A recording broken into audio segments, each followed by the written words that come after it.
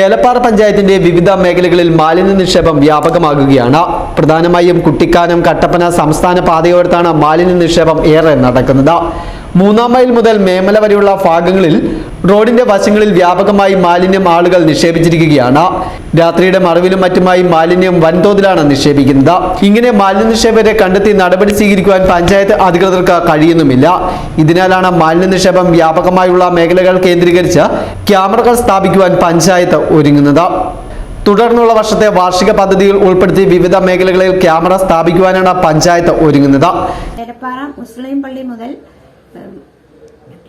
ഏലപ്പാറ മുസ്ലിം പള്ളി ജംഗ്ഷൻ മുതൽ 3-ാം മൈൽ വരെ.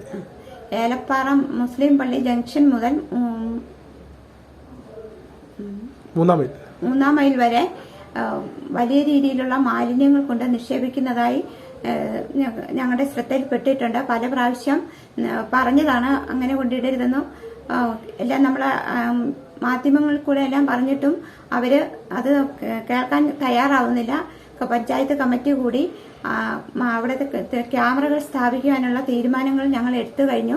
ഉടൻ തന്നെ അത് ബോർഡുകൾ സ്ഥാപിക്കുകയും ക്യാമറകൾ വെക്കുകയും ചെയ്യുന്നതായിരിക്കും. സമീപ പഞ്ചായത്തായ പീരുമേട് പഞ്ചായത്ത് മത്തായിക്കൊക്കയിലെ മാലിന്യ നിക്ഷേപത്തിന് തടയിടുവാനും ക്യാമറ സ്ഥാപിച്ചിരുന്നു. ഇവിടെ ക്യാമറ സ്ഥാപിച്ചതിനെ തുടർന്ന് മാലിന്യ നിക്ഷേപം തടയുവാൻ കഴിഞ്ഞു. പീരുമേട് പഞ്ചായത്തിന്റെ ഈ നടപടിയുടെ ചുവട് പിടിച്ചാണ് ഏലപ്പാറ പഞ്ചായത്തും ഇത്തരം പ്രവർത്തനങ്ങളിലേക്ക് നീങ്ങുന്നത്. ഇതോടെ മാലിന്യ നിക്ഷേപം തടയാനാകുമെന്ന പ്രതീക്ഷയാണ് അധികൃതർക്കുള്ളത്. News bureau, Elappara.